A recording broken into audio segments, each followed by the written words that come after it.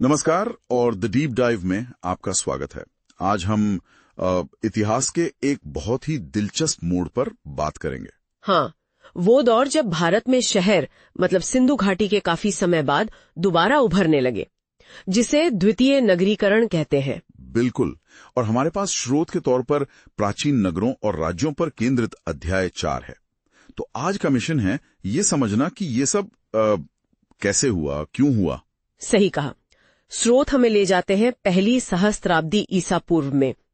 देखिए, सिंधु सभ्यता के शहर तो हम जानते हैं लगभग 2000 ईसा पूर्व के आसपास खत्म हो गए थे। हाँ, वो तो पूरी तरह उजड़ गए थे। वो शानदार इमारतें, सड़कें, बाजार, यहाँ तक कि उनकी लिपि भी सब गायब। सब गायब। लोग एक तरह से वापस ग्रामीण जीवन में चले गए थे। ये एक बहुत बड़ा बदलाव था, एक लंबा गैप। करीब 1000 साल का गैप। फिर ये गंगा के मैदानों में हलचल कैसे शुरू हुई? ये दूसरा नगरीकरण कैसे पनपा? क्या ये अचानक हुआ? नहीं, अचानक तो नहीं कह सकते। ये धीरे धीरे हुआ। इसके सबूत हमें मिलते हैं पुरातत्विक खुदाई से और उस समय के साहित्य से भी। अच्छा, जैसे उत्तर वैदिक ग्रंथ है। फिर बौद्ध और जैन ग्रंथ भी इसी दौर की जानकारी देते हैं। यहीं से जनपद का विचार सामने आता है। जनपद मतलब? जनपद यानी वो जगह जहाँ कोई कोई कबीला या कुल बस गया, पैर रख दिए। और इन जनपदों के अपने राजा भी होते थे। तो एक तरह से छोटे छोटे राज्य। हाँ, कह सकते हैं। शुरुआत में ऐसे ही थे, लेकिन फिर कहानी आगे बढ़ी और ये महाजनपद बन गए। महाजनपद, ये नाम ही बताता है कि ये बड़े थे। ये कैसे हुआ? बिल्कुल, हुआ ये कि जैसे जैसे व्यापार बढ़ा, रास्ते खुले, संपर्क बढ़ा, तो ये जनपद आपस में जुड़ने लगे। कभी सहयोग से तो कभी लड़ाई झगड़े से भी। अच्छा। और लगभग 8वीं-7वीं शताब्दी ईसा पूर्व तक कुछ ताकतवर जनपद मिलकर बड़ी इकाइयां बन गए। इन्हीं को महाजनपद कहा गया। और कितने थे ये महाजनपद? स्रोत कुछ बताते हैं? हाँ, प्राचीन ग्रंथ बताते हैं कि ऐसे 16 महाजनपद थे। 16। हाँ, 16। और इनका फैलाव भी काफी था। पश्चिम में गांधार से लेकर पूर्व में अंग तक। लेकिन आपने कहा कि ज्यादातर गंगा के मैदानों में थे। ऐसा क्यों? वहाँ कुछ खास था क्या? हाँ, वहाँ कामयाबी के लिए कई सारी चीजें एक साथ मौजूद थीं। एक तो जाहिर है गंगा के मैदानों की जबरदस्त उपजाऊ जमीन। हाँ, खेती के लिए तो बेहतरीन। बिल्कुल, इससे बड़ी आबादी पल सकती थी। दूसरा, पास की पहाड़ियों से लोहा आसानी से मिल जाता था। लोहा, उसका क्या फायदा हुआ? लोहे से खेती के औजार जैसे हल मजबूत बने और युद्ध के हथियार भी बेहतर हुए।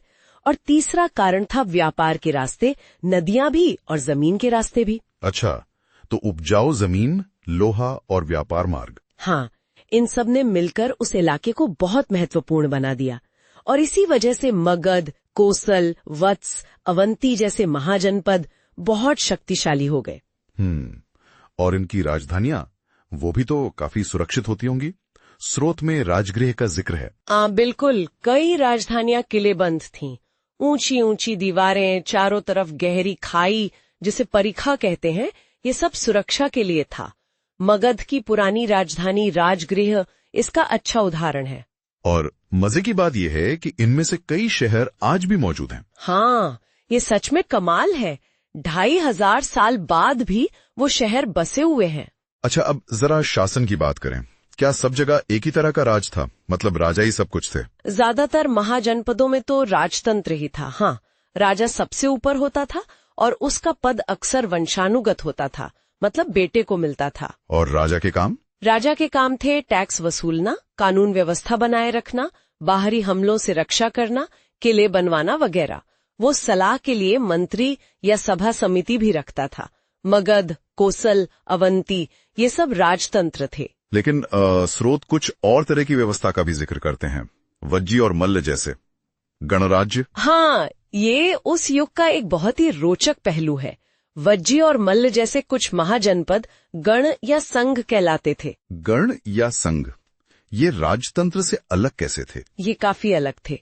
यहाँ राजा होता तो था, पर असली ताकत एक समूह के हाथ में थी। सभा या समिति कह लीजिए। बड़े फैसले बहस और वोटिंग से होते थे। वोटिंग से? उस जमाने में? हाँ, यहाँ तक कि राजा कौन बनेगा ये भी कई बार सभा ही तय करती थी। इसीलिए विद्वानों ने इन्हें प्रारंभिक गणराज्य कहा है। मतलब? सोचिए, उस युग में जहाँ ज्यादातर ताकतवर राजा थे, वहीं ये गणतांत्रिक प्रयोग भी चल रहे थे। ये तो वाकई कमाल की बात है। अच्छा, इस दौर में और क्या बड़े बदलाव आए तकनीक के लिहाज से? आपने लोहे का जिक्र किया था। हाँ, लोहा इस युग की एक बड़ी पहचान है। देखिए, लोहा पहले भी पता था लोगों को, पर अब इसका इस्तेमाल बहुत बढ़ गया। किस तरह से? खेती में मजबूत हल बने, जिससे ज्यादा गहरी जुताई हो सकी, जंगल साफ करना आसान हुआ, और युद्ध के लिए कांसे के मुकाबले लोहे के हथियार हल्के भी थे और ज्यादा धारदार भी। हालांकि ये बदलाव धीरे धीरे ही फैला, एकदम से नहीं। ठीक है। और व्यापार बढ़ा तो फिर लेन देन कैसे होता था? क्या सिक्कों का चलन शुरू हुआ? एकदम सही पकड़ा।